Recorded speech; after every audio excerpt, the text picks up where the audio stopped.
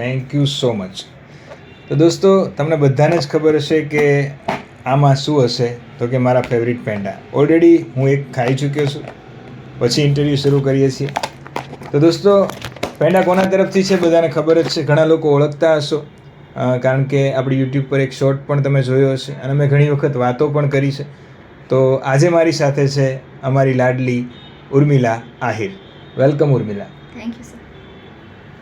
દોસ્તો, ઉર્મિલાએ હમણાં જ જે સીસી ગ્રુપ એની એક્ઝામ જે આપણા ગુજરાતના ઇતિહાસમાં પહેલી વાર લેવાઈ છે, એમાં પહેલાં જ વખતે પહેલી જ ટ્રાયમાં આ પરીક્ષા પાસ કરી છે અને જલ્દીથી જલ્દી હવે ચોઇસ ફિલિંગ કરીને ક્યાં નોકરી કરવી છે એના ફોર્મ ભરાશે અને થોડા સમયમાં પછી સરકારી નોકરીનું નવું એક જીવન છે શરૂ થશે.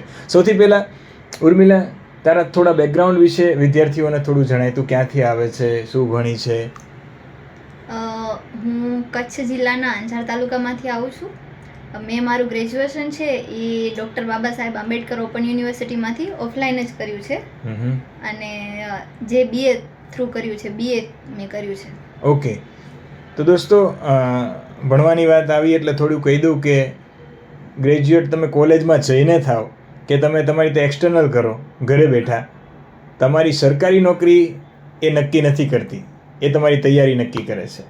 Very good. કચ્છનો અંજાર તાલુકો. અંજારથી મને પેલા છરી, ચપ્પા અને આ બધું યાદ આવે, સાચું? અને બીજું જેસલ તોરલ એ ત્યાં? ઓકે. તો અંજારનું નામ આપણે સાંભળ્યું જોઈએ, કચ્છનું નામ સાંભળ્યું હોય, પણ કચ્છના બધા તાલુકાના નામ કદાચ ન સાંભળ્યા, પણ અંજાર નાનપણથી આપણે જેસલ તોરલની વાર્તાઓમાં અને ચૂડી, છપ્પા આ બધું હોય છે, તો એમાં આપણે સાંભળ્યું હોય છે. તો અંજારથી અમદાવાદ, બરોબર છે? અંજારથી અમદાવાદ સરકારી નોકરી કરવાની ધગશ ક્યાંથી મળી, કઈ રીતે તૈયારી શરૂ કરી અને કઈ રીતે આમાં સફળતા મળી, એના ઉપર આપણે થોડો પ્રકાશ પાડીશું. મેં છે ને ટેટ કરીને એક એક્ઝામ આવે છે, યસ, એ મેં આપી. હા. ત્યારે મારી જોબ સાથે સાથે ચાલુ હતી. ઓકે. તો હું 3 માર્ક્સથી રહી ગઈ પાસ થવામાં. વાહ. જો કે મને એનો કોઈ નથી જેને Yes, yes. એ મૂકીને હું અહીંયા આવી છું અને Very મને good. એનાથી સારું આમ રિઝલ્ટ મળ્યું છે. યસ, એટલા માટે થઈને થોડુંક મન ઉપર એમ થયું કે સાલી હું રહી ગઈ એમ. Yes, yes, yes. આમ તો મને પહેલું થોડાક મારા ઉપર વિશ્વાસ તો હતો જ કે Yes. હું ક્યાંક તો આગળ નીકળવાની, યસ. પણ આમ કરીને રહી ગઈ. તો પછી ત્યાંથી એવો વિચાર આવ્યો કે ખાલી ટેટ જ શું કામ, હવે તો મારે આગળ જવું છે અને બધી પરીક્ષાઓમાં બધી પરીક્ષાઓ પાસ કરવી યસ, છે. હું મારી રીતે આમ જેટલું મારું બેસ્ટ થશે એટલું હું મારી રીતે કરીશ યસ, એમ કરી અને ટેટમાં ગુજરાતી આવે છે અને ઇંગ્લિશ પણ આવે છે. યસ. તો ત્યાંથી તમને હું ઓળખી કે ગુજરાતી ને અંગ્રેજી ભાવિક સર કરાવે છે અને એકદમ બેસ્ટ કરાવે છે. એકવાર શીખી લીધું એટલે ભૂલાય જ નહીં એમ. યુટ્યુબમાં જોયું તો વિડીયો કે કોઈએ સજેશન આપ્યું હતું? ના, યુટ્યુબમાં જ. ઓકે. અને કદાચ કચ્છથી પહેલી વખત ઘરની બહાર નીકળવાનું થયું અને એ પણ સીધું મેટ્રો સિટી અમદાવાદમાં. તો એ સફર છે હું નહીં કહું, પહેલાં તું કે કઈ રીતની એ ઘટના થઈ હતી અને પછી આપણે આગળ વધીએ. કઈ રીતે નક્કી કર્યું પહેલાં તો કે ભાઈ મારે કચ્છ છોડી અને છેક અમદાવાદ જવું છે? કેટલા કિલોમીટર હશે? 350 આસપાસ? 300. હા, 300 જેટલું. તો આ વિચાર કઈ રીતે આવ્યો?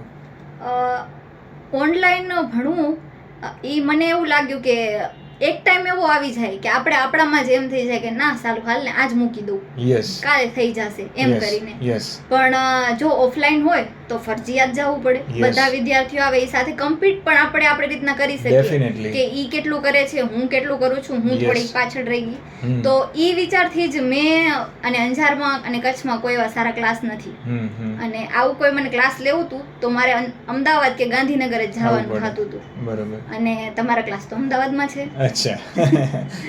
તો મારે એટલા માટે થઈને અંજારથી અમદાવાદ આવી અને મારે એટલા માટે જ ઓફલાઈન કરવું હતું કે ઓનલાઈનમાં જે વસ્તુ હું કરી શકતી હતી ને એના કરતાં ઓફલાઈનમાં હું 100% વધારે દઈ શકતી. ડેફિનેટલી. હવે આપણે એક કિસ્સો શેર કરવો છે, બહુ મજાનો છે. પહેલો દિવસ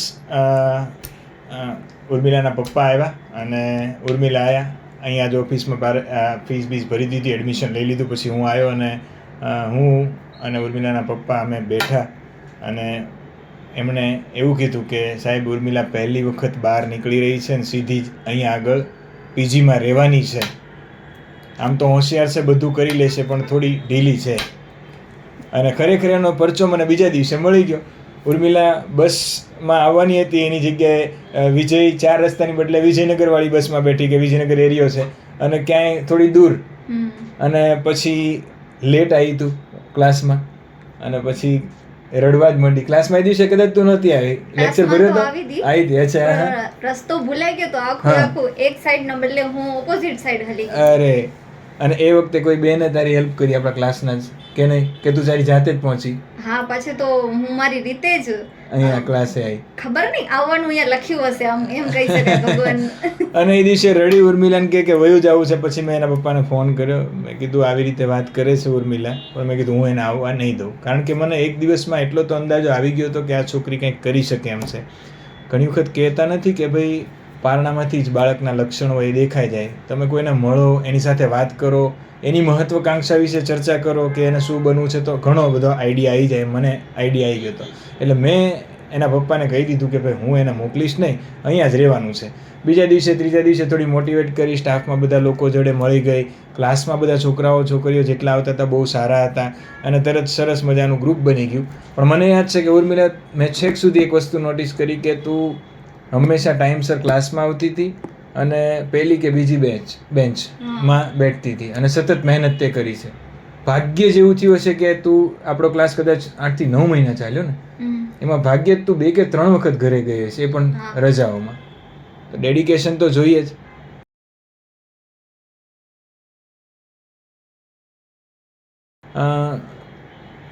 તો તૈયારી તો શરૂઆત કરી ક્લાસમાં, તો ત્યારે તને કેટલું આવડતું હતું? ખરેખર ક્લાસમાં આવવાથી શું ફાયદો થયો છે? ક્લાસમાં, આપણા ક્લાસમાં કેવું ભણાવાય છે એ પણ વિદ્યાર્થીઓને મારે જણાવવું છે.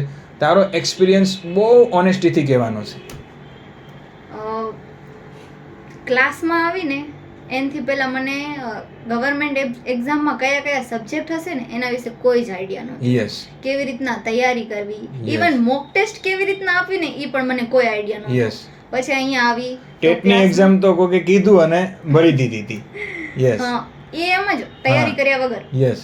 અને પછી અહીંયા આવી તો ક્લાસમાં સબ્જેક્ટ ભણાવવા લાગ્યા. ધીરે ધીરે મને આઈડિયા આવ્યો. તમારી સાથે વાત કરી કે આટલા આટલા સબ્જેક્ટ હોય છે, આવી આવી બધી પેટર્ન હોય છે, આવું કરવાનું હોય છે. તો એના પરથી મને આઈડિયા આવ્યો, અને જે અહીંયા આપણા ક્લાસમાં ભણાવ્યું, મોક ટેસ્ટો લીધી, અને જેવી રીતના મને મોટિવેટ કર્યું, અને જ્યારે જ્યારે જરૂર પડી છે મને, મેં ત્યારે તમને હંમેશા પૂછી લીધું છે. ડેફિનેટલી ક્લાસના વિદ્યાર્થીઓને હું હંમેશા કહેતો, ઓફિસ તમારી છે, એની ટાઈમ આવી જવાનું. ક્લાસમાં કોઈ બીજા શર્માએ કાંઈ પ્રોબ્લેમ હોય તો આવી જાવ. But I still remember the day કે એ દિવસે તું અહીંયા જ બેઠી હતી, અને અમુક સબ્જેક્ટ વિશે માહિતી નહોતી. મેં ડિટેલમાં તને કીધું, આ જીપીએસસી આમ થાય, આ થાય, આમ. એને ટેટની એક્ઝામ આપી હતી, પણ એમ જ કે ભાઈ ટેટની એક્ઝામ આપવા ખાતર આપી છે એમ. એ પછી 1 વર્ષની સખત મહેનત, સીસીની એક્ઝામ આપી, પ્રી ક્રેક કરી. પણ હું અહીંયા આગળ એક વસ્તુ કહીશ કે પ્રી પછી આપણે મેન્સની તૈયારી બહુ ક્લાસમાં નથી કરી, યાદ હોય તો. બહુ ભાગ્યે જ. બાકી તૈયારી મેન્સની આપણે ક્યારથી કરતા હતા? આમ તો સ્ટાર્ટિંગથી. એટલે પ્રિલિમના ક્લાસ વખતે. અહીંયા આગળ મારે એ પૂછવું છે ઉર્મિલા કે એમસીક્યુની એક્ઝામ અને ડિસ્ક્રિપ્ટિવ એક્ઝામ તે બંને આપી અને 2 ક્રેક કરી, એટલે જ નોકરી મળવાની છે. તો આ બંને એક્ઝામમાં શું ડિફરન્સ છે એઝ અ સ્ટુડન્ટ? ગુજરાતીમાં કહેવત છે, ઘોડા હાથીનો ફરક છે. ઘોડા હાથીનો ફરક છે. ઘોડા હાથીનો ફરક છે. યસ. ઓલું તો ક્યાંયથી તમને ગુજરાતી ને અંગ્રેજીનો આપણે લઈએ તો એમાં તો કોઈક પણ તમને એક પોઈન્ટ દઈ દે છે, એના ઉપર તમારા વિચાર માંગ્યા છે, જે ખાલી એક રૂમમાં બેસી અને કોઈ દિવસ ખીલવાના નથી. જો ક્લાસમાં આવો અને તમે ક્લાસ ભરો અને બધાની સાથે બેસો, ક્લાસમાં સર જે સમજાવે, અલગ અલગ આપણને મેથડ કે અલગ અલગ આઈડિયા દે, અલગ અલગ ડાયમેન્શન થી વિચારતા આપણને કોઈ શીખવાડતું હોય ને, તો એ ઓફલાઈન ક્લાસીસ છે. ડેફિનેટલી. મને એટલી ખબર છે કે ક્લાસના, નોટ ઓનલી ઉર્મિલા, ક્લાસના ઘણા વિદ્યાર્થીઓ શરૂઆતમાં આવે ને તો પહેલાં તો ગુજરાતી લીટીની નીચે લખતા હતા, જે લીટીને લટકાવીને લખવાનું હોય. વિભક્તિ જુદી ચાલતી હોય, વિરામ ચિહ્નોની તો આવે જ નહીં વાત. પૂર્ણ વિરામ પછી પાછું અને લખેલું હોય. ઇવન આજે પણ ઉર્મિલાના પેપર હું અમુક વખતે તપાસતો હોઉં તો હમણાં જ STIની પાછી મેઇન્સ આપી છે, અને એના માટે ગુડ લક. તો એ વખતે મેં કીધું કે અમુક ભૂલો છે એ ન થવી જોઈએ. બીજું કે ક્લાસમાં કદાચ ઓનલાઈન જેટલા છોકરા એ વખતે જોડાયા હતા એમને કહું છું, ને આજે ઉર્મિલાને કહું છું કે ક્લાસમાં હું એક જ વસ્તુ કહેતો કે ભાઈ 100 નિબંધ કરશો તો 101માં પૂછાશે, અને દર વખતે થાય છે. તમે કઈ પરીક્ષા આપવા જઈ રહ્યા છો પહેલાં તો એ વિશે તમે માહિતી મેળવો કે ભાઈ હું પોલીસની PSIનું મેન્સ આપવાનો છું, તો મને કાયદાઓ વિશે થોડી માહિતી હોવી જોઈએ. હવે તમે CC અને GPSCમાં એક નવો ટ્રેન્ડ આવ્યો છે કે એમાં સાયકોલોજીકલ અને ફિલોસોફિકલ બહુ જ નિબંધ પૂછી નાખે છે. દાખલા તરીકે STIમાં જ હમણાં આપણે વાત થઈ જીવન એક સાહસ, તો એ તમારો સાયકોલોજીકલ અને ફિલોસોફિકલ બંને વસ્તુ તમે એમાં એડ કરી શકો. તમારી જીવનને લઈને ફિલોસોફી શું છે. પછી એક બીજો કયો નિબંધ હતો, મારું જે મારું છે એ તારું છે, જે મારું નથી, જે તારું છે એ મારું નથી, જે તારું છે એ મારું નથી. ટૂંકમાં આવા બધા નિબંધો પૂછે અને તમારે લખવાનો હોય, તમે શું લખશો?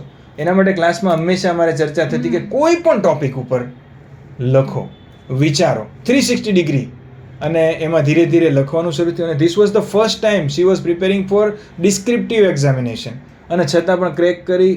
It is an achievement. અને તે જ્યારે પાસ કરી, કદાચ આપણે બે જોડે જતા, હું અને અજય, અને આપણે કદાચ હમ્પીથી આવતા હતા ત્યારે, અને એરપોર્ટથી મેં તારી સાથે વાત કરી હતી. સો એ વખતે હું બહુ ખુશ હતો. આજે પણ ખુશ છું કે ક્લાસના કોઈ વિદ્યાર્થી પાસ થાય અને એમનું જીવન બની જાય તો બહુ બેસ્ટ છે. બરાબર, એનાથી મને તો ફાયદો થવાનો જ છે. એ બહુ ચોખ્ખી વસ્તુ છે. પણ છતાં કહું છું કે કોઈ અમારા વિદ્યાર્થી પાસ થતા આખી લાઈફ બનતી હોય ત્યારે મારી છાતી ગદગદ ફૂલતી હોય, અને મને એક સંતોષ થતો હોય કે આપણે જે કામ કર્યું એ બહુ બરોબર છે. અને હજી આગળ શું ઈચ્છાઓ છે ઉર્મિલા જીવનમાં? ક્યાં સુધી ઊભું નથી રહેવું? ભગવાન શક્તિ દે તો UPSC તો પાસ કરવાની જ છે. અરે વાહ! જો પહેલા દિવસે આવીને ત્યારે ઉર્મિલાએ કીધું હતું કે મારે UPSC ની તૈયારી સર કરવી છે, ત્યારે મેં ચોખ્ખી ના પાડી હતી. મેં કીધું જો UPSC નું ડ્રીમ દરેકનું હોય છે શરૂઆતમાં, પણ તમે પહેલાં એકાદું સ્ટેપ પકડો, એકાદી એક્ઝામ પાસ કરો ડિસ્ક્રિપ્ટિવવાળી, એટલે તમને લખવાનો એક અનુભવ થશે. એમાંથી તમે GPSC એ પહોંચો અને પછી UPSC. મને ખબર છે ઘણા વિદ્યાર્થીઓ પહેલાં ટ્રાયમાં ક્રેક કરી નાખતા હોય છે, પણ એના બેકગ્રાઉન્ડમાં તમે જુઓ, દાખલા તરીકે સફીન હસન સર છે, એ બધા ક્રેક કરી, તો એ લોકો પહેલેથી ઘણા સમયથી તૈયારી કરતા હોય છે. ઘણા લોકો કે ફર્સ્ટ એટેમ્પ્ટમાં UPSC ક્લિયર કરી, it is near to impossible. પાછળ તૈયારી 3 વર્ષથી કરતા હોય છે. આજકાલ કોલેજમાં શરૂ છે. હવે આપણા ગુજરાતમાં તકલીફ એ છે કે આપણે UPSC તો પહેલાં ડરીએ છીએ, અને બીજું કોલેજ પતી જાય પછી જ ખબર પડે છે કે હવે ખર્ચો કાઢવા સરકારી નોકરીની તૈયારી કરવી પડશે, કેમ કે પ્રાઇવેટમાં કાંઈ રહ્યું નથી. તું કચ્છના વિદ્યાર્થીઓ અને કચ્છની બહેનોને શું સંદેશો આપીશ? કારણ કે હજી મને ખબર છે કે બહુ બધા જિલ્લાઓમાં તૈયારી થાય છે, કચ્છમાંય થાય છે, પણ કચ્છથી હજી ટેલેન્ટ જે પડ્યું છે એ બહાર આવતા ડરતું હોય એવું મને લાગે છે. અને એમને એવું લાગતું હોય છે કે અમે બધાને ભળી શકશું કે નહીં, અમારાથી થશે કે કેમ. તો કચ્છને શું સંદેશો આપીશ તું? બસ કચ્છની બહેનોને એ જ કહીશ કે ઘરમાં બેસી અને ઘરનું કામ કરવું ને એ જ લાઈફ નથી. બહાર નીકળો, તમે તમારી અંદર રહેલા ઘણા બધા ગુણો, તમારી ક્ષમતાને તમે ઓળખી શકશો અને એને ખીલાવી શકશો કે કેટલી ક્ષમતા છે મારામાં, હું શું નવું કરી શકું છું. અને ગવર્મેન્ટ જોબ છે ને એ તમને સોશિયલી, ઇકોનોમિકલી બધી રીતે તમને એક ઊંચા મકામ સુધી પહોંચાડી શકશે. જોરદાર. હું એક વાત કહું, આજે ઉર્મિલા બોલે છે ને તો હું ખુશ થાઉં છું, કેમ કે મારી યાર 1 વર્ષ રહે એટલે બોલવામાં તો મારી જે થઈ જ જાય, એમાં કોઈ શક નથી. But when she came for the very first day, એ ઉર્મિલા અને આજની ઉર્મિલામાં ખરેખર પર્સનાલિટીથી લઈ અને બોલવાનો જે કોન્ફિડન્સ છે, આ દરેક વસ્તુ, બોલવાના શબ્દો છે. બાકી મને ખબર કચ્છમાં તમારી કચ્છી ચાલતી હોય ને મોટા ભાગે, અને આપણી જેમ ગુજરાતી બોલવું એ થોડું ડિફિકલ્ટ હોય છે. તો આજે બહુ બધું એનામાં ડેવલપમેન્ટ થયું છે, અને એનો મને ગર્વ છે, ગૌરવ છે. આર્યકર એકેડમીના વિદ્યાર્થીઓ છે, ટાર્ગેટ વિથ ભાવિક મોડલના વિદ્યાર્થીઓ છે, એ કંઈ નહીં તો ડિસ્ક્રિપ્ટિવમાં તો બીજા કરતાં સારું એટલે લખશે, કારણ કે હું હંમેશા ઓપન માઇન્ડેડ પર્સન છું. હું દરેક દિશાઓમાં ખુલીને વાત કરતો હોઉં છું. સરકારની ટીકા કરવાની હોય તો ટીકા કેમ કરવી ઓફલાઈન, પણ લખતી વખતે પાછું ટીકાઓમાં કેટલું લખવું, બેલેન્સ કરવું, આ બધી ચર્ચાઓ ક્લાસમાં થતી હોય છે. પછી ન ફક્ત ક્લાસમાં અમે ભણવાની જ વાતો કરતા હોય, ડિસ્ક્રિપ્ટિવમાં અંધશ્રદ્ધા ઉપર બહુ ચર્ચા થતી હોય છે, ભારત કેમ પછાત રહી ગયું એના ઉપર ચર્ચા થતી હોય છે. હજી ભારતના ઘણા લોકોને એવું છે કે આપણે વિશ્વગુરુ, પણ આપણે બહુ પાછળ છીએ. ભલે 4થા 5મા નંબરની આપણી ઇકોનોમી થઈ ગઈ 4થા નંબરની, પણ ખરેખર શું જાપાનને અને ઇન્ડિયાને કમ્પેર આપણે કરી શકીએ છીએ? મેં હમણાં જ આજે વિડીયો જોયો છે, એમાં એક ચર્ચા હતી કે જાપાનની એક શહેર ટોક્યો છે, ત્યાંથી નજીકનું એક સિટી છે, ત્યાં આગળ જવા માટે 5 મિનિટે મેટ્રો નહીં ટ્રેન નહીં, બુલેટ ટ્રેન દોડે છે. હોકાઈડો હે? હા બસ એ જ તું જોઈ છે ને, બરોબર. તો આ તમે વિચાર કરો, આપણે તો ઘણું હજી પછાત છીએ. તો આને સુધારશે કોણ? તો કે નવા બનતા અધિકારીઓ. તો એ અધિકારીઓના અંદર કેવા લક્ષણો હોવા જોઈએ અગેન્સ્ટ કરપ્શન, તો એ પણ અમે ક્લાસમાં ચર્ચા કરતા હોઈએ છીએ. અને આ બધું જ ક્યાંક આપણને કામ આવતું હોય છે.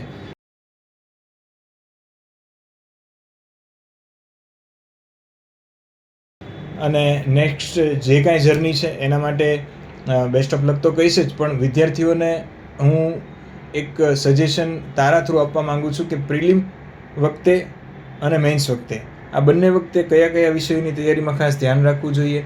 પ્રિલિમ વખતે જ મેઇન્સની તૈયારી કરી લેવી જોઈએ કે પછી ખાલી મેઇન્સની તૈયારી વચ્ચે જે સમય મળે છે એમાં બધું થઈ જાય? તારો અનુભવ છે એટલે તું જ કહીશ. પ્રિલિમ પાસ કર્યા પછી તમે એવું વિચારો કે હવે હું મેન્સની તૈયારી કરશો તો ઉમાંથી તમે ફેલ છો. ડેફિનેટલી ફેલ છો.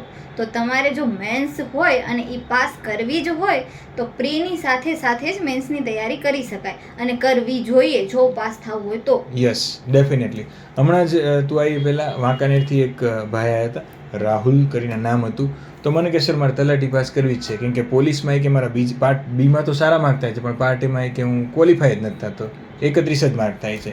પણ મારે હવે કોઈ પણ સંજોગોમાં ઘરે નોકરીની જરૂર છે, કારણ કે મેં XYZ ક્લાસીસમાં જઈને ક્લાસ રાજકોટ કર્યા છે પણ હું ફેલ થયો છું. મારા ઘરનાને હવે મારા ઉપર વિશ્વાસ રહ્યો નથી, એટલે કે સર હું ઓનલાઈન ક્લાસ લઉં છું. એટલે એ બુક્સને ઓનલાઈન ક્લાસ લઈ ગયો.